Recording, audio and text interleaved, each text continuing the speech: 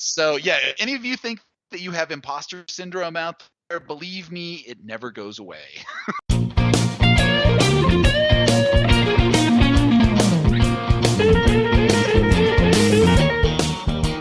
Welcome to the Rogue Startups Podcast, where two startup founders are sharing lessons learned and pitfalls to avoid in their online businesses. And now, here's Dave and Craig. All right, welcome to episode 134 of Rogue Startups. Mr. Craig, how the heck are you this week? Yeah, man, I'm doing good. We had a long weekend here, which was really nice. It's full on into summer here, so it's like time at the lake and all this kind of stuff. So yeah, it's really a fun time of year here after a horrendous winter with a ton of snow. So it's really it's a nice change. How about yourself? Yeah, spring is in full swing over here. The leaves are out. Our garden is coming up, and I'm spending regular time outside. And I just got off the road from 3 weeks straight of conferences, freelancing, just all kinds of travel. Like my family was like, "Don't ever leave again. You suck." Yeah. Oh, my kids were like, "Dad, I hate it when you're gone." You're like, "Oh. It just kills me to hear that." It's tough, isn't it? It's really tough. I mean, I think, like we have enough pressure, I do at least. I feel like I have enough pressure with like parenting and husbanding and business, and then you're gone for any of those and like doing your job, and then you feel the pressure of kind of knowing that you're sacrificing another part of your life, right? So it's tough. Yeah, and my wife was like, all the crazy shit went down while you were gone, and I went back and I thought about it. So the two big things that happened while I was out of town on various weeks, one of them was the garage door broke. So the spring snapped. She had to call out the garage door repair guy, and this is the stuff that if it was me around, she'd be like, okay, you just handle it. It's fine. But because I wasn't there, it was like very stressful, and you had to work around the kids' schedule and stuff like that. And so that was a huge pain in the butt. And, she had to deal with everything remotely. She's like, is this okay? How do you feel about this? And I'm like, yeah, that's fine. Just go ahead. Yeah. And the other thing was our youngest daughter got lice. Oh, no. Yeah, I mean this happens. It's not a big deal. It sounds when your kids worse than don't take it a is. shower, that happens, right? No. I'm So totally joking. I'm totally joking. I know. No. It's about having the clean head in the class, and the lice love the clean hair. Anyway, so yes, my wife had to deal with that. I'm the chief gross things officer in the house. That's my official title. So this would have definitely fallen under my purview had I been here, but since I wasn't, I got to hear about that, and then follow-ups, of course, when I return. So yeah, but then I sort of looked back and I said to her, crazy stuff happens all the time, even when I'm here. It's just the difference is that I'm here to help with it. Yeah. And she's like, yeah, you're right. I know. It just feels crazier while you're gone. It feels crazier when 50% of the partnership is out. Yeah. So after being gone for 3 weeks, do you find it difficult to kind of get back into the groove? I know that I'm sure all sorts of shit is going on and there's a million balls in the air, but do you feel like you have a good perspective and focus on things now? I felt the day that the conferences ended, like the day MicroConf ended, I felt like I had a great perspective on the business. And then the day that Shopify ended, I thought I had a great perspective on Shopify. And I took copious notes, and I just knew that it was going to be, if I didn't take those notes and write down to-dos, I would miss out on what I was supposed to do later, because the following week was when I went on my freelancer gig. And if I didn't have all that written down, it was going to be gone. And it's absolutely true. I look back at those lists and I'm like, oh, thank God I wrote that down, because I would have totally spaced it. But now that I've done like a week of freelancing after those two things, like I feel like I've kind of lost that feeling already. And I've got these to-do lists. Plus I've got this pile of stuff that's on my desk of personal stuff. Plus we've got like things going on, in our lives. We're having our hardwood floors refinished, so we have to like move all the furniture and take a bunch of stuff out of the house. And then they're doing some work on our patio in the backyard, so I got to deal with the contractors on that. And I feel like I'm being pulled in so many different directions that I can't maintain the focus on those things that I was supposed to go back and follow up on. And so I do find that I'm having a hard time getting back into it after that, which is unfortunate. But I'm kind of throwing myself into it as much as I can, but then I'm getting distracted by freelance stuff and personal stuff, and so I'm getting like snippets here and there. But I tried to like plow through a bunch of stuff yesterday just so I could have a better focus today. Mm-hmm. And I feel much better having gotten through that huge pile of shit on my desk. It was like a bunch of bills and things that were to-dos and stuff I had to file and yada yada this and paperwork that. And now that's all done. So, I at least got that out of the way. But like tomorrow, some movers are coming, and I kind of had that in the back of my mind, and then more contractor stuff interrupted today, and more freelancer stuff. So yeah, I mean, I'm really struggling with that right now, and I know I've got other things I need to do. So I'm trying to like take little tiny tidbits of this stuff out. So I look at my list and I'm like, all right, I've got a half an hour. What can I knock off this list? Mm-hmm. And that's working pretty well, but not for all the bigger stuff, but for the smaller stuff. So I'm getting through it slowly. But it's a struggle, I won't lie. Yeah, no, I hear you. I mean, I have like this deep work kind of concept of like really getting into the groove and taking away distractions and the other things that we have competing for our priorities. I've been finding it's always been something that's difficult to me, but I've been finding like closing my browser or opening a new browser window and just working on one thing and saying to myself like, okay, this morning I have to get this thing done before I respond to support queries or check my email or anything like that. Like at the beginning of the day and just after lunch, I'm really trying to like hammer these tough to do things that are easy to put off and easy to procrastinate because we have other things that are quote important. Customer support tickets are important, but like revising your stuff for GDPR is super, super important, right? So like those, or like redoing a marketing page or something like that is like really, really, really important and takes like good focus and time and like dedicated mental space. Yeah, I mean, I struggle with it a lot, but I've been finding lately that like just like making dedicated time in my schedule is the only way that I get some of those things done. So I guess it's been like a tiny win, but it's still something I suck hardcore at. It's horrible. Yeah, I mean, you've got, I don't want to say you have less things to juggle than I do. Like I'm some sort of, martyr about the amount of shit I brought into my life, but because that's not the message I want here. But yeah, I mean, when you don't have the freelancing aspect of it, but you've got two different businesses, so I mean, it's just different. So yeah, carving that out, I think, is a little. If you're the master of all your domains, so to speak, I think making some carved out time is easier. With the freelancers, they're like, hey, we need you to work on this right now. And I kind of have to drop everything at that point. It's damn it, that was supposed to be my dedicated time. So that becomes more interrupt driven, and that gets really frustrating with me. But yeah, I have less control over that. So I'd sort of have to roll. I don't really get to say no to that. At least not yet. I hope to say no to it soon. But yeah, controlling that I think is good. And I think if you can schedule those times when you can be less interruptible, that's also really good as well. Just getting that focus time is so hard. Like I don't know how long it takes you to get into flow, but for me, it's like anywhere from 30 minutes to an hour. Oh, wow. Yeah. But once I'm in, like I can stay in unless I get a deep interruption, and then I'm out. And then it takes me like another 30 minutes to an hour to get back into it. So that's why it's like so frustrating to get all of this stuff that keeps coming in, contractors coming to the door and freelancer stuff and whatever. I can't get into a flow state to get stuff done. So I'm like, ugh.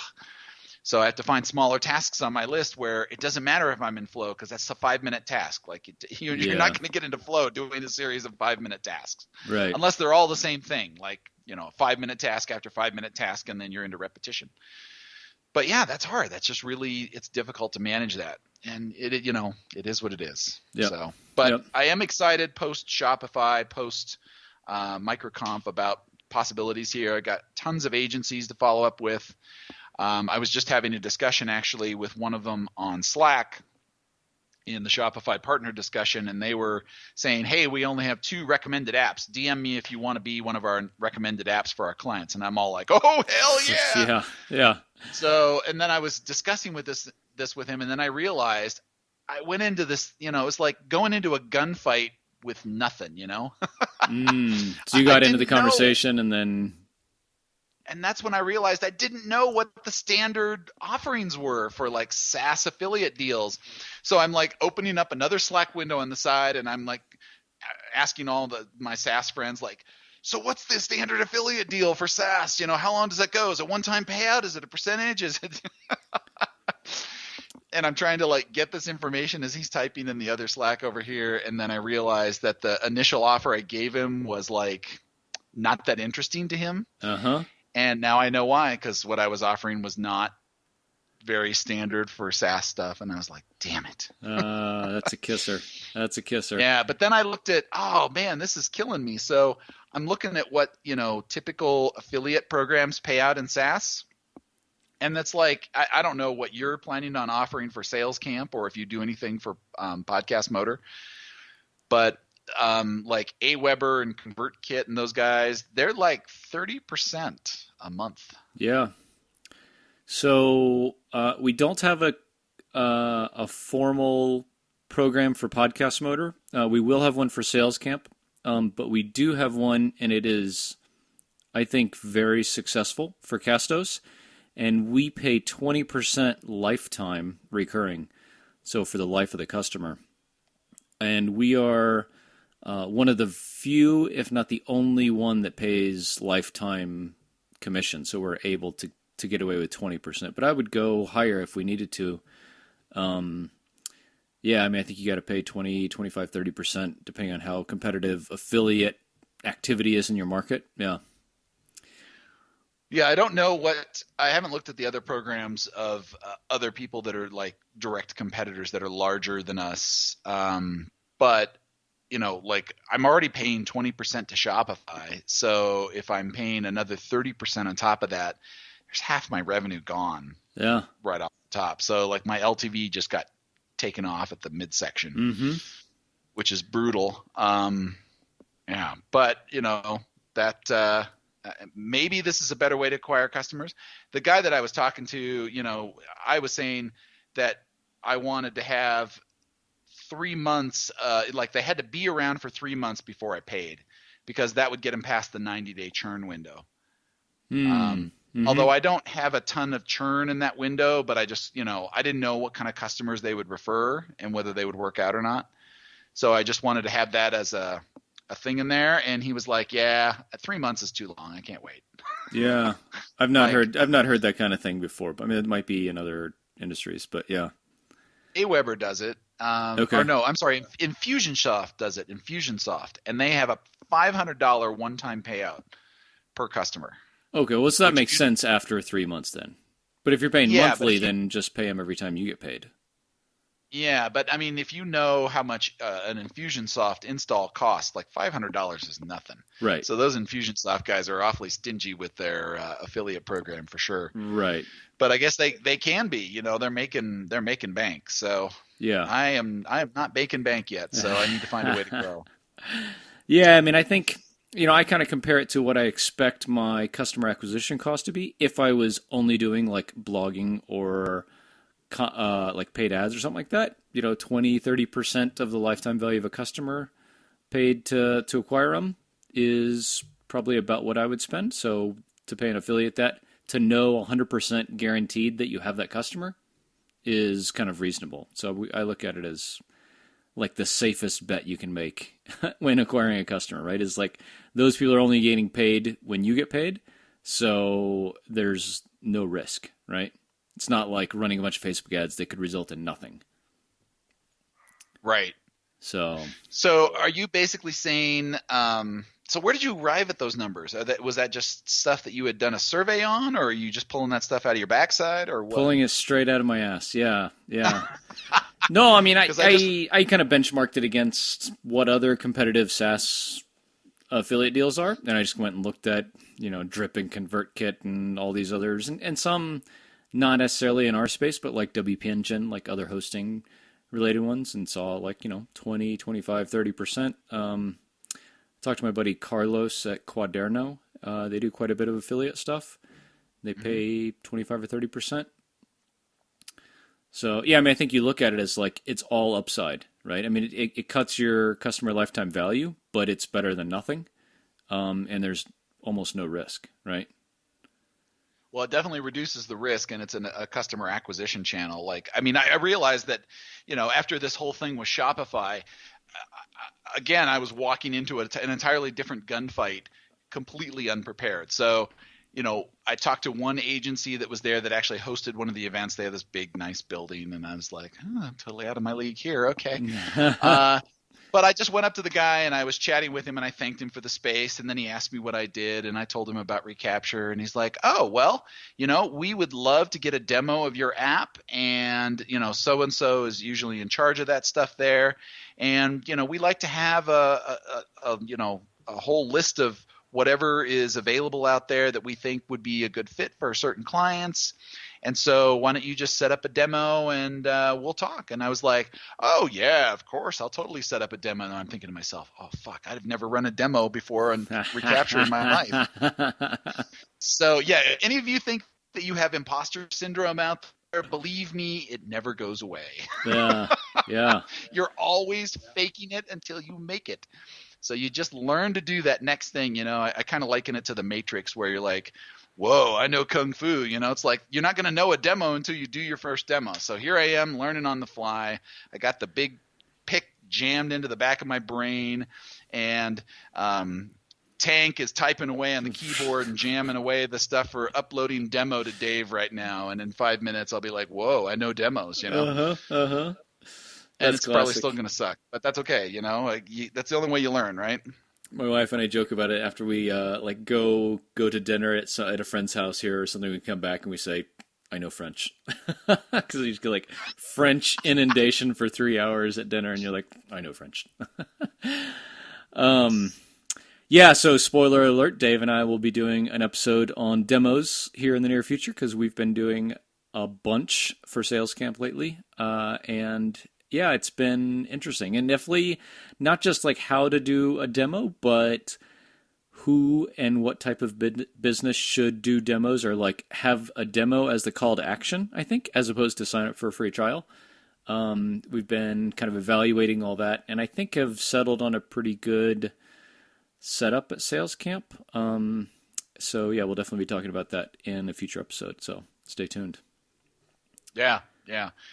We have much to learn, or maybe you have. I think you're more experienced on the demo side coming from a sales world, whereas for me, this is like, I'm breaking new ground here and it's a little scarier. So yeah, there's some learning to be had here on my side of this. So we'll be talking about that aspect as well. Yeah, I mean, it's pretty much my wheelhouse, but I've definitely learned a lot about doing remote online demos. I mean, all my stuff was in person before, so learning experience for sure. You were talking about, so conferences. I have two, I guess, updates in the conference realm for us. One is I will be speaking at a one-day podcasting conference, or like a meetup, I guess it would be, in London. So June 9th in London, doing a podcasting meetup. So if anyone is in the London area, wants to do some podcasting meetup, let us know. So it'll be fun getting together with two other folks in the podcasting world to do kind of a meetup there and talking about all things podcasting. So that's exciting.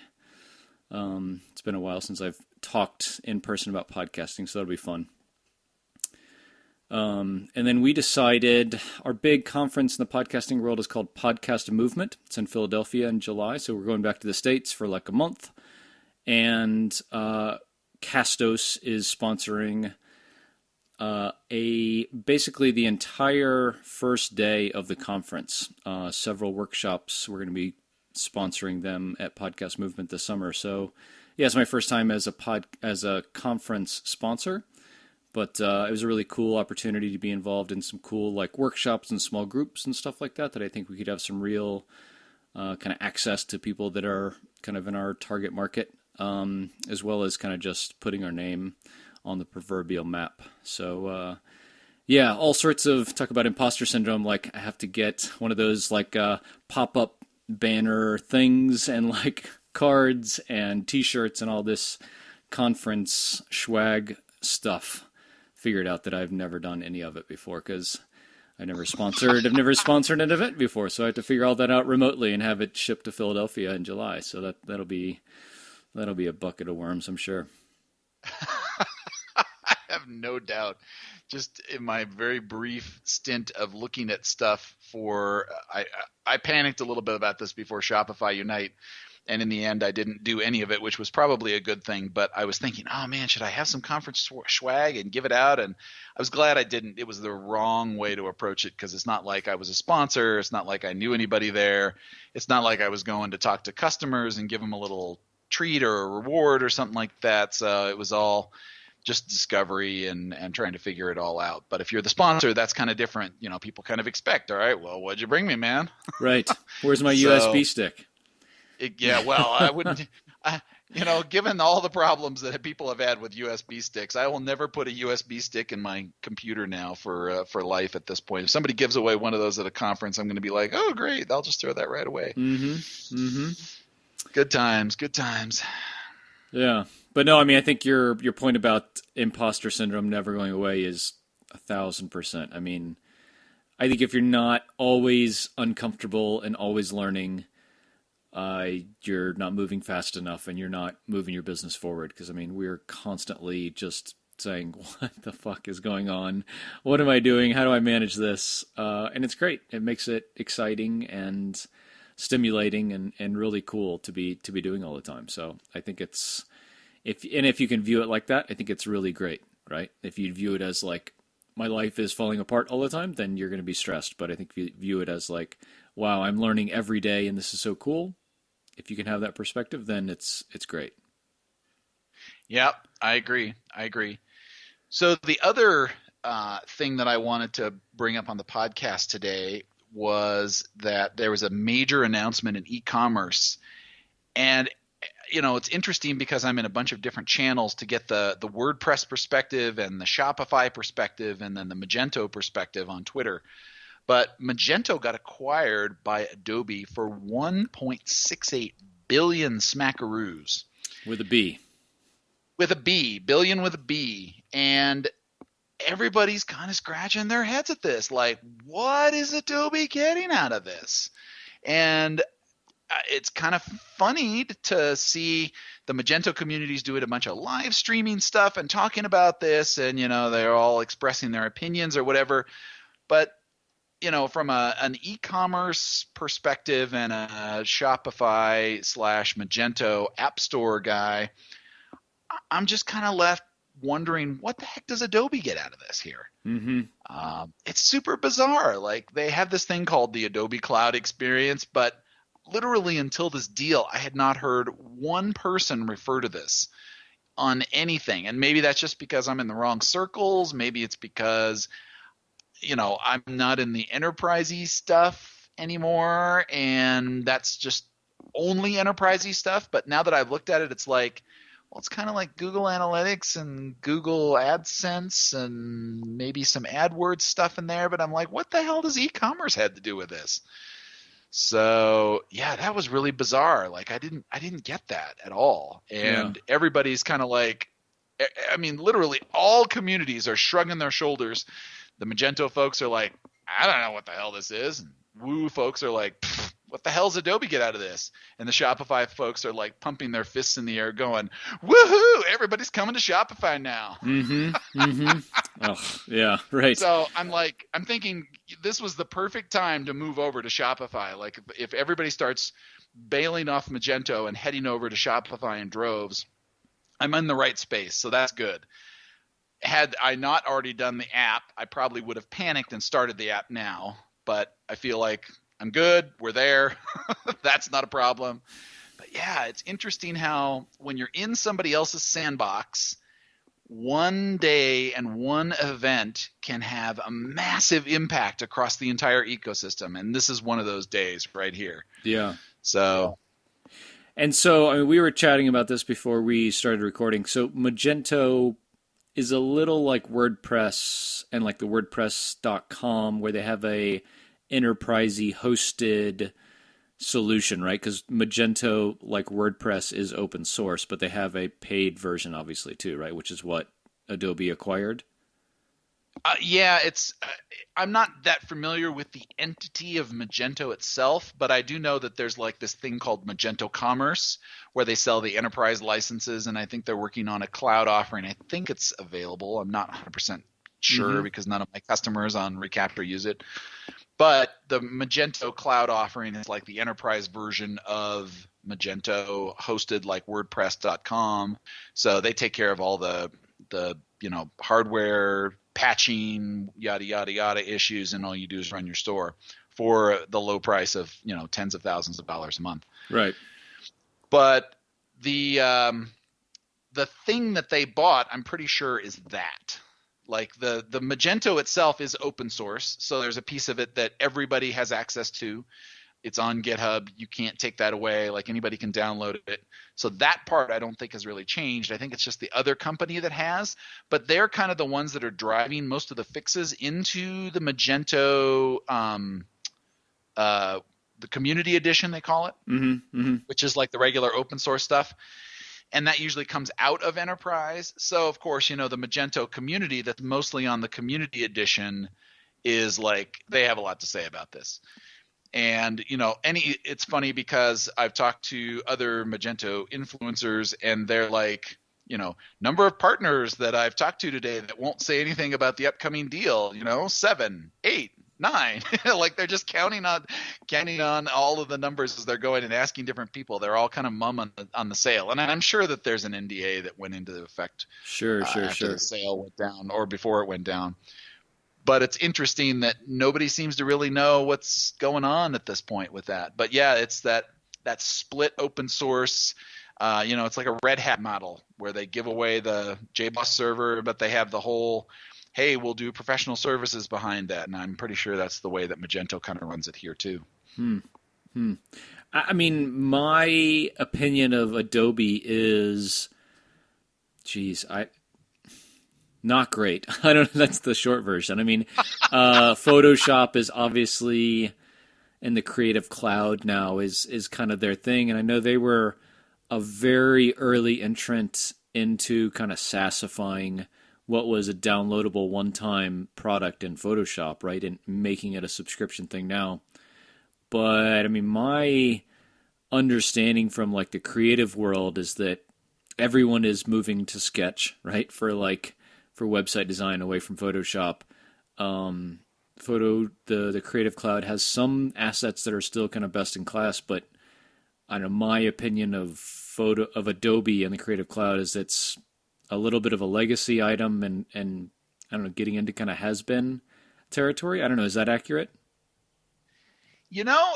That's a pretty common perception, but I don't know that that's the case. Okay. And here's the arguments that I'm going to throw out. So I used to be a professional photographer back in a previous life. No. So did, yes. Nice. I was actually a professional landscape photographer. It sucks to make a living at that, let me tell you.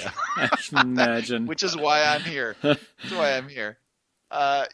anyway, I used to use Adobe Photoshop all the time. Like it was the go-to tool for that. And of course we all bought it. And then occasionally every 2 or 3 years you'd buy the full upgrade version, which was like 50% of the original version. And it was always like hundreds of dollars to do that. But at some point, Adobe got wise and figured out, hey, everybody else is SaaSifying their stuff. Why can't we SaaSify this? So they were, I wouldn't say that they were super early to the game of SaaSifying. They were middle, maybe early late to the game, if there's a late to the game at all at this point. But they basically started making all their offerings on the cloud so that they were always up to date, and then you paid a monthly fee for them. And this caused a massive uproar in that photographer community because they're all like, oh, you fucking bastards, I can't believe that you're going to be charging me monthly for something that I paid for one time and that I use for every 3 month. years. And Yeah. And if you go back, and the problem is that outrage was very, very unjustified because Adobe's pricing was extremely reasonable when you looked at it, but it was just the fact that they wanted to charge you every month that pissed everybody off. But it's like $10 a month, to get full access to the whole Creative Cloud. Like, I actually have it. I use it. I still keep access to it. I don't use Photoshop anymore. I actually use a tool called Acorn on Mac, which is fine. It was a one-time purchase, and I just didn't need the full power of Photoshop for doing what I was doing with it for most of my, tweaking of screenshots and adding this or that. But I still use Lightroom because I download a bunch of stuff off my digital camera, so I still pay $10 a month for it, and it's working just fine. Like, I don't really have a problem with it. The only thing that kind of sucks is actually Adobe's thing that integrates with Mac that's supposed to be downloading my stuff all the time. It's fucking broken as hell on whatever version of Mac. So I've never gone back and fixed it, but I was like, I just don't use it often enough to worry about it. If I was more of a power user, it would be a big deal. But all of this is sort of a digression from Adobe as a company. Like, I feel like Adobe has done a really good job of retooling itself from a one-time downloadable desktop company, because that's what they were. They've been like that for years. They were all the way back into the 80s with this. Yeah. And they had to basically turn themselves into a Salesforce-style SaaS company, and they're actually growing. Like, a stock recommendation service that I subscribe to actually said, buy Adobe. And it was because they had basically retooled their entire business to a recurring income, and their revenue showed a growth trajectory over the last 5 years, all because of this SaaSification. Yeah. So, props to Adobe for running their business in a really good way and making something of it, because I think the perception that you gave is the perception that I hear a lot, but, I'll bet if you were to go ask the hardcore people that still use Photoshop, they'll probably like, well, yeah, that sucks, but I still own it. Right. I mean, they probably are using it there, because there's got to be, if they're making billions of dollars a year, and I don't remember what Adobe's revenue was.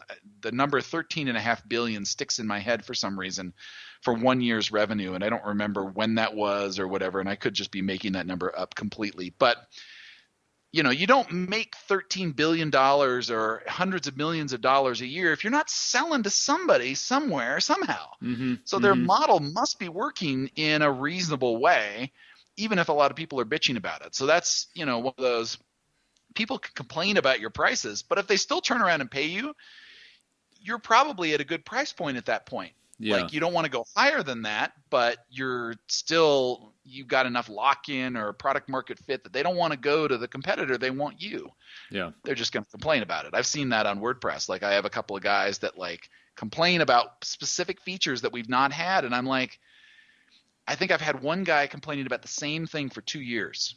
And I keep telling him, like, look, dude, I have these other features that are above it right now, and I have so many more people asking for them. I have to do it on demand. Like, I can't just, if this is a priority for you, like, let's do it as custom work. Like, tell me what your budget is. I'll tell you what an estimate is in this. I'll prioritize it. If it's really super important to you, I'll move it to the top of the list. Every time I've offered that, and I've offered it like 3 or 4 times, crickets. Never takes me up on it. Right. Total crickets. Yeah. So it's like, okay, so I understand that this is important to you, but it's not important enough to pay, which in my book translates to it's not as important as you think it is. Yeah. Like, if they're willing to pay for it, they're like, boom, here's the cash. I'm like, okay, that's pretty important. I can listen to that. Yeah. So I think that's a good way to prioritize it. Now, obviously, Adobe's prioritizing it in a similar way. I'm just trying to figure out how the fuck Photoshop and Lightroom and Adobe PDF Viewer, PDF Reader, or whatever, and all this other stuff has anything to do whatsoever with Magento and how this is going to work out. Because I don't know if you knew this, Magento actually used to be owned by eBay. No, I didn't know that. No. Interesting. Okay. This was before my time of getting into it, and apparently it was an unmitigated fucking disaster. eBay also owned PayPal at one point, so that tells you a lot. Right. I think eBay was just on a random acquisition thing, and they didn't really know how they were going to integrate it. They just were trying to do it while they were hot, and they just weren't thinking strategically. I really don't know what they were thinking on that one either. Maybe that they could somehow integrate Magento into eBay, and I'm like, whatever. So anyway, that was a big head scratcher for a long time, and eventually Magento got spun out of eBay, and apparently there's some bad things happened from the Magento leadership, I guess somebody left and other stuff happened. And yeah, so I mean, there's a lot of people that are talking about, oh my God, it's eBay all over again. And I'm like, I don't know. I wasn't around for eBay the first time. Let me grab some popcorn. This could be interesting. Right. No, but I mean, I think if you look at it like Photoshop, Lightroom, in our world, Adobe Audition is the preferred tool for audio editing for all of our guys at every one of our guys at Podcast Motor. Oh, wow. I didn't even know about that tool. Yeah, I mean, it's an audio editing recording tool. I mean, I think from a product perspective, even if Photoshop is a little older at this point, and maybe some other things like Sketch have come into the forefront for web design, I think from a product perspective, it's a solid company. And I'm sure they're just looking at it like, we got some money. This is kind of a strategic acquisition where we can cross-sell things and expand our digital footprints. I mean, it says a hell of a lot about the financial health of the company if they can raise the capital to acquire a $1.6 billion asset. So, I mean, I think in that respect, you got to say Adobe's got their shit together if they can pull that deal off. And I'm sure it's a little bit of reorienting their priorities, like it's not just Photoshop and Lightroom and Adobe Audition, it's getting into e-commerce, which is great. And I mean, I guess I look at it a little bit like Lead Pages acquiring Drip. I mean, it's not at all the same, but like those two things weren't at all similar, right? Like, not any more similar than Photoshop and Magento.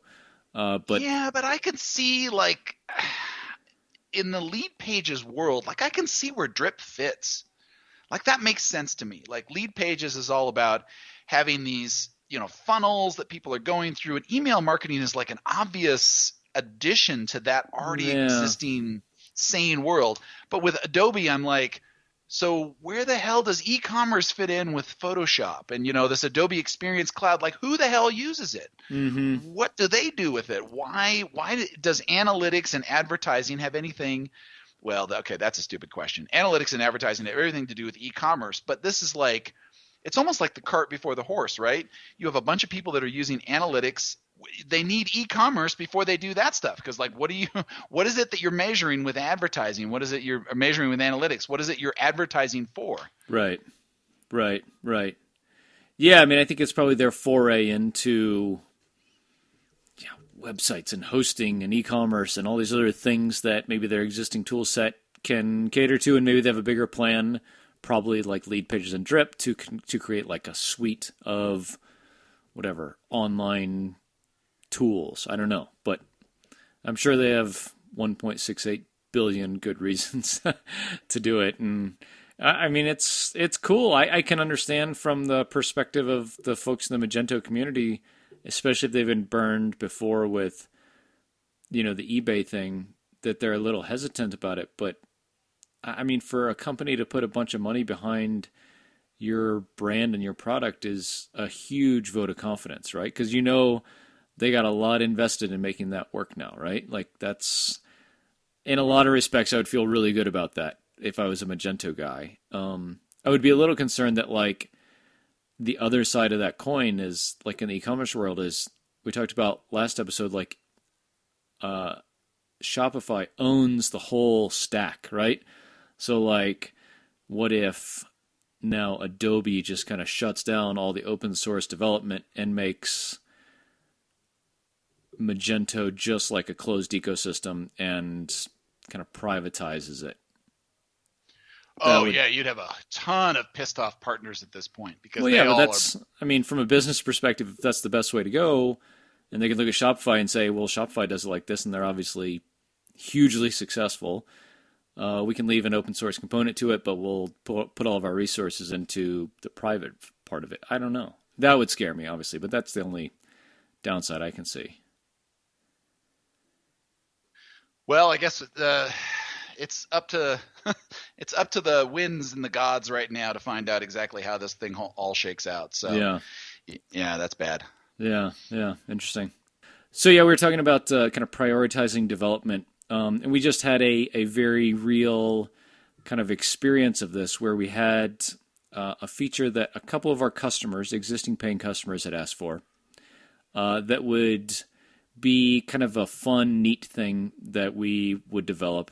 It turns out it would be kind of relatively complex, and did like some hard kind of looking and asking ourselves and talking to those customers about how important it was, and spent a little bit of time and money on kind of investigating this and developing it, and then moved away from it to kind of add another product offering to Castos. It's something that we'll be developing here in the next few weeks or a month it'll take to develop it. But yeah, I mean, talking about how important something is and prioritizing it in your dev queue, because I mean, we all have limited resources. Even if you're a hugely funded startup, you have some sort of limitation on your resources.